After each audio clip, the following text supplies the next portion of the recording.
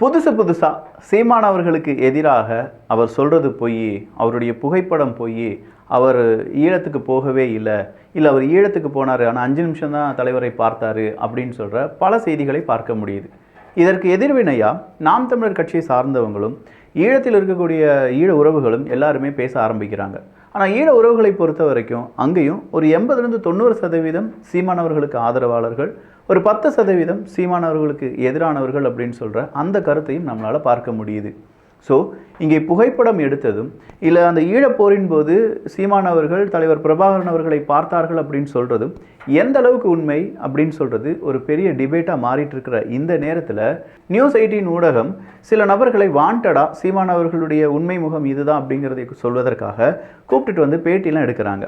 உடனே இது பொறுக்காத சாட்டை துரைமுருகன் அவர்கள் என்ன சொல்கிறாருன்னா, நியூஸ் 18 அந்த நபர்களெல்லாம் கூப்பிட்டுட்டு வாங்க, அவங்கள நாங்கள் நேரடியாக சீமானவர்கள் விவாதத்துக்கு வரட்டும், அதற்கான ஒரு அரங்கத்தை அமைத்து தாருங்கள் அப்படின்னு சொல்கிறாங்க. உடனடியாக நியூஸ் 18ம் அரங்கம் நாங்கள் அமைத்து தருகிறோம், என்னைக்கு டேட்டு சீமானவர்கள் வருவார்கள் அப்படிங்கிற கேள்வியை கேட்டிருக்காங்க. இந்த கேள்வி கேட்கப்பட்ட உடனே அடுத்ததாக நாம் தமிழர் கட்சி சார்பாக வேறொரு ட்வீட்டையும் என்னால் பார்க்க முடிந்தது. இடும்பவனம் கார்த்திக் அவர்கள் போட்டிருக்கிற அந்த ட்வீட்டில் அவர் என்ன சொல்லியிருக்காருன்னா, இப்போதைக்கு சண்டை திமுகவுக்கும் நாம் தமிழர் கட்சிக்கும் தான், ஆனால் அதை டைவெர்ட் பண்ணுறதுக்காகத்தான் சீமானவர்களுடைய ஈழம் சார்ந்திருக்கக்கூடிய நிகழ்வுகளை இங்கே பெரிதாக பார்க்கப்படுகிறது. அதனால் இப்போ எங்களுக்கு தேவை திமுகவில் இருக்கக்கூடிய ஸ்டாலின் அவர்களோ வீரமணி அவர்களோ திராவிடத்தை பற்றி பேசட்டும், அதற்கு சீமானவர்கள் பதில் கொடுப்பார், இதுதான் இப்போதைய சரியான தருணமாக இருக்கும் அப்படின்னு சொல்லி அவருடைய ட்வீட் வந்திருக்கு. ஸோ மக்களாகிய நீங்கள் இதை எப்படி பார்க்குறீங்க? ஏன் சீமானவர்களுடைய புகைப்படம் மட்டும் உண்மை பொய் அப்படிங்கிறத எல்லாரும் விமர்சனம் பண்ணிட்டு இருக்காங்க?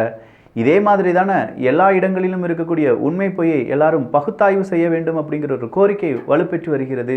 அது ஈவேராவாக இருந்தாலும் சரி, அந்த பக்கமாக இருக்கக்கூடிய கருணாநிதி அவர்களாக இருந்தாலும் சரி, எல்லாரையுமே சந்தேக கண்ணுடன் நம்ம பார்க்க தொடங்கிவிட்டோம் என்றால் இங்கே யாராலையும் அரசியல் செய்ய முடியாது. அவ்வளோதான், ஸோ சிம்பிள். இந்த தலைவர் நல்லவரா அந்த தலைவர் நல்லவரா அப்படிங்கிற கேள்வி நமக்குள்ளே இருந்துக்கிட்டே இருக்கணும். இல்லை அவர் சொன்னால் எல்லாமே கரெக்டாக தான் இருக்கும், இவர் சொன்னால் எல்லாமே கரெக்டாக தான் இருக்கும், இது மட்டும் வேணவே வேணாம். ஈவன் நீங்கள் யூடியூபர்ஸையும் நம்பக்கூடாது, என்னையும் நம்பக்கூடாது, வேறு யாரையுமே நம்பக்கூடாது. இவன் சொல்கிறதுல இப்படி 10% உண்மை இருக்கா, 20% பொய் இருக்கா, இவன் சொல்கிறது எல்லாத்தையுமே நம்ம கண்காணிச்சுக்கணும் அப்படிங்கிற ஒரு எண்ணம் நமக்குள்ளே இருந்துக்கிட்டே இருக்கணும். நான் கூட வாசிக்கக்கூடிய அந்த ஊடகத்தில் செய்திகளை இதே சந்தேக பார்வையிட தான் பார்ப்பேன். இவன் சொல்கிறது இந்த ஊடகம் இப்படி பேச மாட்டாங்களே, இப்படி நியூஸை போட மாட்டாங்களே, ஏன் இந்த நியூஸை போட்டிருக்காங்க? ஸோ இந்த கேள்விகள் வரும்போது தான் உண்மையான பதில் என்ன அப்படிங்கிறத தேடி போகிறதுக்கான அந்த தருணம் நமக்கு கிடைக்கும். ஸோ அரசியல் தலைவர்களிடமும் நீங்கள் கொஞ்சம் உஷாராக இருங்க. ஏன்னா 2026 தேர்தலை வச்சு தான் இங்கே எல்லா காய்நகரத்திலும் செய்யப்படுகிறது. சீமானவர்களாக இருக்கட்டும், ஸ்டாலின் அவர்களாக இருக்கட்டும், அண்ணாமலை அவர்களாக இருக்கட்டும், எடப்பாடி பழனிசாமி அவர்களாக இருக்கட்டும், விஜய் அவர்களாக இருக்கட்டும், இப்படி எல்லா தலைவர்களும் 2026க்கு தயாராகி கொண்டிருக்கிறார்கள். மக்களாகிய நாமும் தயாராகுவோம். ஆனால் என்ன, உண்மையை பிரித்து பார்க்கக்கூடிய மக்களாக நாம் மாற வேண்டும். இது ஆழமான அரசியல் சதுரங்கம்.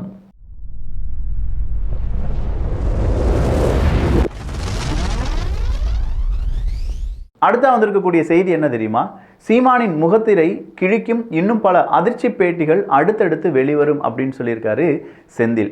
அவர் வேறு யாரும் கிடையாதுங்க, பத்திரிகையாளர் அப்படின்னு சொல்லி எல்லா ஊடகங்களிலும் பேசக்கூடிய நபர். ஆனால் உண்மையிலேயே அவர் திமுகவினுடைய அண்டா அப்படிங்கிறத அவரே சொல்லியிருக்கார்.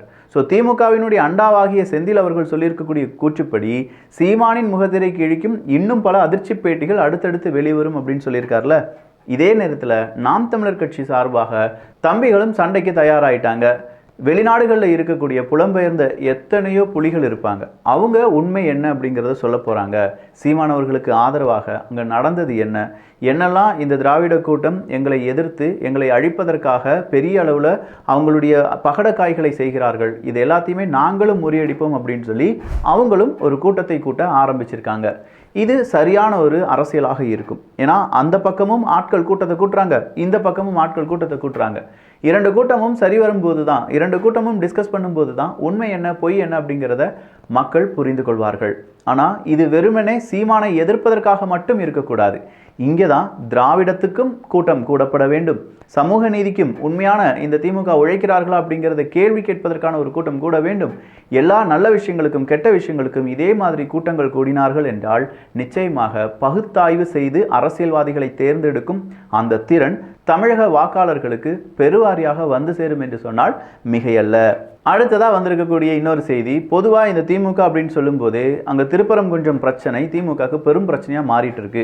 அதுவும் நவாஸ்கனி அவர்கள் அங்கே போனது, அவர்களுடைய ஆதரவாளர்கள் மேலே போய் நான்வெஜ் சாப்பிட்டது அப்படிங்கிறது எல்லாமே பெரும் சர்ச்சையாக மாறி இருப்பதால் அதுலேருந்து கொஞ்சம் டைவெர்ட் பண்ணுறதுக்கு, பொதுவாக அந்த ஹிந்துக்களை டைவெர்ட் பண்ணி எடுக்கிறதுக்கு கோவை மருதமலை சுப்பிரமணிய சுவாமி கோவிலில் 160 அடி உயர முருகன் சிலை அமைக்கப்படும். அமைச்சர் சேகர் பாபு அவர்கள் தகவல். ஆசியாவிலேயே மிகப்பெரிய முருகர் சிலையை அமைக்கப் போகிறதாம் தமிழ்நாடு அரசாங்கம். 160 அடி உயரம், வேற லெவல் அறிவிப்பு. இதை பற்றியான உங்களுடைய கருத்துக்களும் இங்கே வரவேற்கப்படுகின்றன. தொழில்துறை அமைச்சர் திரு டிஆர்பி ராஜா அவர்களே, இந்த ஒரு பதிவை எல்லாரும் கேட்டுக்கோங்க. கண்டிப்பாக தமிழ்நாட்டில் இருக்கக்கூடிய எல்லாருமே கேட்க வேண்டும். இதை சாதாரணமாக கேட்பதோடு மட்டும் இல்லாமல் கேள்விகளாக நீங்கள் இதை கேட்க வேண்டும். அது சோஷியல் மீடியாவாக இருக்கட்டும், உங்கள் நண்பர்களிடமாக இருக்கட்டும்.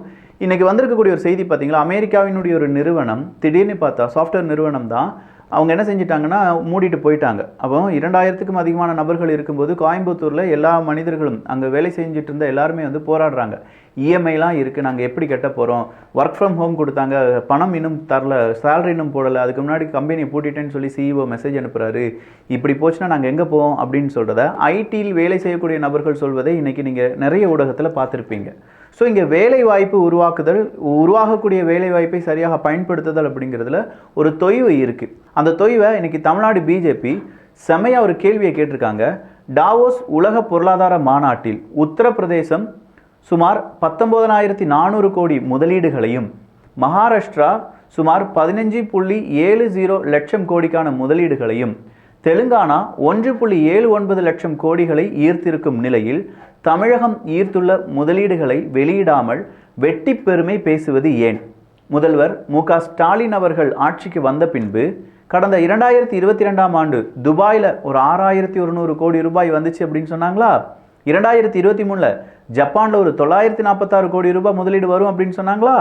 2024 ஸ்பெயினில் ஒரு 7,442 கோடி ரூபாய் வரும் அப்படின்னு சொன்னாங்களா? இதெல்லாம் பெறப்பட்டது, முதலீடுகளாக பெறப்படும் அப்படின்னு சொன்ன நிலையில் அவற்றில் எத்தனை செயல்பாட்டுக்கு வந்துள்ளன, எவ்வளவு வேலை வாய்ப்புகள் உருவாக்கப்பட்டுள்ளன அப்படிங்கிற கேள்வியை கேட்டிருக்காங்க. சரிதானே? துபாய்க்கு போனார் முதல்வர் மு.க. ஸ்டாலின் அவர்கள். அப்படியே நேராக அந்த பக்கமாக இருக்கக்கூடிய ஜப்பானாக இருக்கட்டும், இந்த பக்கமாக இருக்கக்கூடிய ஸ்பெயினாக இருக்கட்டும், இப்படிலாம் சுற்றின பிறகு பெரிய அளவில் நாங்கள் வியாபாரத்தை ஈர்க்கிறதா அங்கே போகிறோம், அந்த ஈர்த்து கொண்டு வந்துட்டோம் அப்படின்னு சொல்லி கோடிக்கணக்கான ரூபாய் வரும் அப்படின்னு சொல்லி கணக்கு காண்பிக்கப்பட்டிருந்தது. கைடன்ஸ் தமிழ்நாடு எனப்படும் முதலீடுகளை ஊக்குவிப்பதற்கான அரசு நிறுவனத்திற்கு கடந்த ஒரு மாதமாக நிர்வாக இயக்குநரை கூட நியமிக்காதது ஏன் அப்படின்னு கேட்டிருக்காங்க. ஸோ கைடன்ஸ் தமிழ்நாடு அப்படிங்கிறது தான் முதலீடுகளை ஊக்குவிப்பதற்கான அமைப்பு. அதற்கு ஒரு நிர்வாகத்துக்கான முக்கியமான ஒரு இயக்குனர் இருப்பார்ல, அவர் கூட இன்னும் நியமிக்கப்படவில்லையே, அதனுடைய காரணம் என்ன அப்படின்னு சொல்லி கேட்டிருக்காங்க. இதுதான் தமிழகத்திற்கான முதலீடுகளை ஈர்ப்பதில் தங்களது திமுக அரசு காட்டும் ஆர்வமா? டாவோஸில் எவ்வளவு கோடி முதலீடுகள், எத்தனை புதிய ஒப்பந்தங்கள் பெறப்பட்டுள்ளன என்ற எளிய கேள்விக்கு 50 நிறுவனங்களுடன் சந்திப்பு, பிற நாடுகளுடன் சாதகமான பேச்சு, பொருளாதார மன்றத்தின் கவன ஈர்ப்பு என்று மக்களை குழப்பும் உருட்டுகளால் முட்டு கொடுப்பதுதான் திராவிட மாடலோ? இனியும் மக்கள் வரிப்பணத்தில் ஓசி சுற்றுலா சென்றுவிட்டு முதலீடு ஈர்ப்பு பயணம் வாய்க்கூசாமல் பெருமை பேசாதீர்கள். நான் முதலே சொன்னேன்ல, நாங்கள் முதலீடுகளை ஈர்க்கத்தான் போகிறோம், சுற்றுலாவுக்கெல்லாம் போகல அப்படின்னு சொல்லிட்டு இருந்தாங்கல்ல. அதே மாதிரி 4,000 கோடி ரூபாய் சென்னை வடிகால் பணிகளுக்கு கணக்கு கேட்டால் வெள்ளம் நிற்காததுதான் வெள்ளை அறிக்கை என்று துணை முதல்வரின் பாணியை பின்பற்றாமல் இதுவரை ஈர்த்த அனைத்து முதலீடுகளுக்கும் வெள்ளை அறிக்கையை வெளியிடுங்கள் அமைச்சரே. இந்த கேள்வியை கேட்டிருக்காங்க. நியாயமான கேள்வி அவங்களுக்கு படுதா? ஏன்னா நம்ம பார்க்கும்போதெல்லாம் வெளிநாட்டு முதலீடுகள் தமிழ்நாட்டில் குவிகின்றன அப்படின்னு சொன்னாங்க. அப்போ எவ்வளவு முதலீடுகள் குவிந்திருக்கிறது, எத்தனை நிறுவனங்கள் வரப்போகிறாங்க, வெள்ளை அறிக்கை தானப்பா கேட்குறாங்க. இதில் வேறு எதுவுமே ஒரு டிரான்ஸ்பரன்சிக்கான வேலை மட்டும்தானே இருக்குது, இதில் மறைப்பதற்கு எதுவுமே கிடையாது. இதையாவது தமிழ்நாடு அரசாங்கம் நம்ம மக்களுக்காக, நம்ம இளைஞர்களுக்காக, மாணவ மாணவிகளுக்காக, அவங்களுடைய எதிர்காலத்திற்காக வெளியிடுவார்களா அப்படிங்கிற கேள்வியை நாமும் கேட்கலாம். பிஜேபி கேட்டிருக்கிறதுனால நம்ம கேட்கணும் அப்படின்னு நான் சொல்லலை. பட் வேலிடான ஒரு கொஸ்டினை ஒரு பார்ட்டி கேட்டிருக்காங்கன்னா அதற்கு பதில் சொல்லக்கூடிய அந்த இடத்தில் தான் ஆளும் கட்சி இருக்காங்க. அதற்கு பதில் வருகிறதா அப்படிங்கிறத பொறுத்திருந்து பார்க்கலாம்.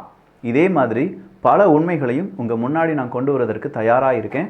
அதற்கு நீங்கள் செய்ய வேண்டியது நம்ம சேனலை சப்ஸ்கிரைப் பண்ணிக்கோங்க, உங்களுடைய நண்பர்களுக்கும் ஷேர் பண்ணுங்கள். நல்லதை பகிர்ந்து ஷேர் பண்ணி நல்ல சமுதாயத்தை உருவாக்குவோம். நன்றி, வணக்கம்.